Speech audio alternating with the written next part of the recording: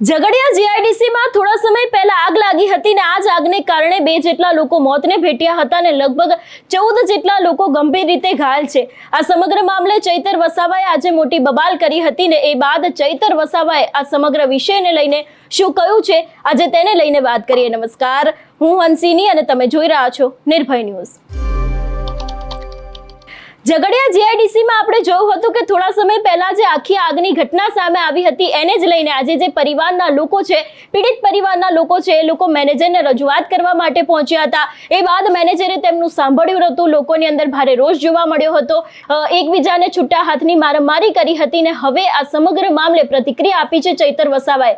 સૌથી પહેલા તો આ સમગ્ર વિષયને લઈને મેં જ્યારે ચૈતર વસાવાની સાથે વાત કરી ત્યારે તેમણે શું કહ્યું તે સાંભળીએ। અત્યારે મારી સાથે ડેડિયાપાડાના ધારાસભ્ય ચૈતર વસાવા જોડાય છે। ચૈતરભાઈ, જે આખી જીઆઈડીસીમાં બબાલ થઈ હતી, શું કહેશો?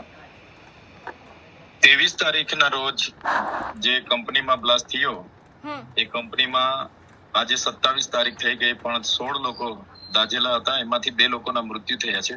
કંપની દ્વારા 1 પણ રૂપિયાનું એમને વળતર આપવામાં નથી આવ્યું કે નથી દવાખાને એ લોકોની સારવાર દરમિયાન કોઈ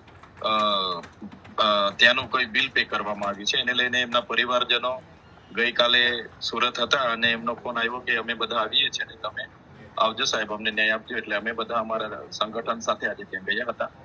2 જણ મૃત્યુ પામ્યા છે, એમના પણ ડેડ બોડી હજુ સુધી ત્યાં હોસ્પિટલમાં છે અને 14 જેટલા લોકોમાંથી 5 જણ અતિ ગંભીર રીતે દાઝી ગયેલા છે, 70-80%।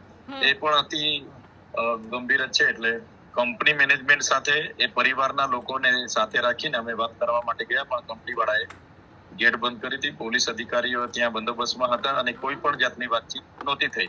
ત્યારે અમે ગેટ પરથી ચડીને અંદર ગયા, કલાક સુધી બહાર હતા, પછી અંદર ગયા ત્યારે એમના લોકોએ વાત કરી પણ હજુ સુધી કોઈ વળતર આપીશું, કોઈ નિર્ણય લઈશું, અમે ઉપર પૂછીશું, જાણ ઉપરવાળા કરશે તારે કહીશું તમને, એવી જ વાત એ લોકો કરતા હતા।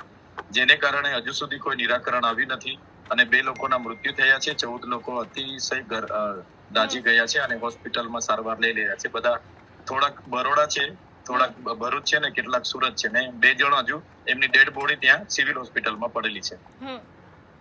તો ચૈતરભાઈ, તમારી માંગ શું છે હવે? બસ માંગ એટલી જ છે, એમના નાના છોકરાઓ છે, પરિવારમાં બીજું કોઈ કમાવા વાળું નથી, તો કંપની એમની બેદરકારીને લઈને આ બ્લાસ્ટ થયો છે। તો કંપની એમના પરિવારને ન્યાય માટે માનવતાની રાહે એમને વળતર આપે, એમનામાંથી કોઈ પરિવારને એમાં નોકરીમાં રાખે કાં તો કોઈ પણ પોલિસી આપે કે કઈ બી આપે, તો વાત તો કરવી પડે ને કંપનીએ। આટલી મોટી ઘટના ઘટે, એમના માલિક બોમ્બે છું કરીને અહીંયા ના આવે, આ લોકો બિચારા 4 દિવસથી રાહ જુએ છે, પેલી ડેડ બોડી બગડી જવાની છે, 3 દિવસથી તો ડેડ બોડી મૂકી રાખેલી છે એમને આવે એમ કરીને। તો માનવતા જેવું હોવું જોઈએ ને એમાં।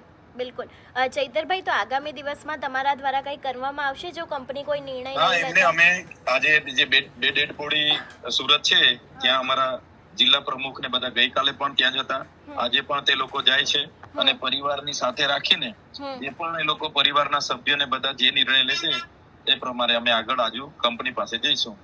બિલકુલ ચૈતરભાઈ, આપ અમારી સાથે જોડાય બદલ આપનો ખૂબ ખૂબ આભાર। હા, ધન્યવાદ। એક તરફ જે રીતના આખા દ્રશ્યો સામે આવ્યા છે કે ચૈતર વસાવાએ મારામારી કરી છે, જે પીડિત લોકો છે એ લોકોને લઈને માંગ કરવામાં આવી છે કે તેમને જલ્દીમાં જલ્દી ન્યાય આપવામાં આવે, ત્યારે હવે જોવાનું રહેશે કે જે રીતે આખી આ બબાલના દ્રશ્યો સામે આવ્યા છે ખરેખર જે પીડિતો છે એ લોકોને ન્યાય મળશે કે કેમ। સૌથી પહેલા હવે એ પણ નજર કરીએ જે આખી બબાલ થઈ હતી તે।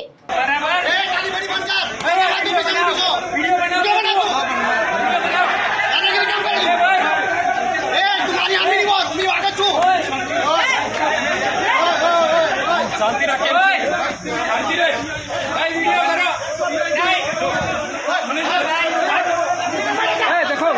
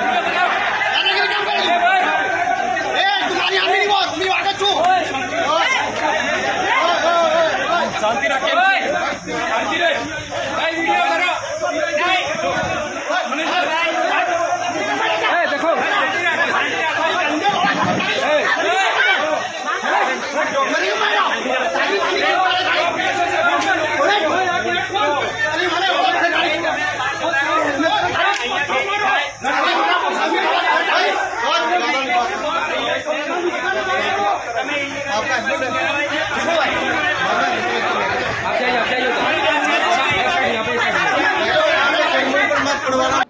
સમગ્ર વિષયને લઈને તમારો શું અભિપ્રાય છે અમને કમેન્ટ કરીને ચોક્કસ જણાવજો. તેની સાથે અમારી ચેનલ નિર્ભય ન્યૂઝને લાઇક, શેર અને સબસ્ક્રાઇબ કરવાનું ભૂલશો નહીં. નમસ્કાર.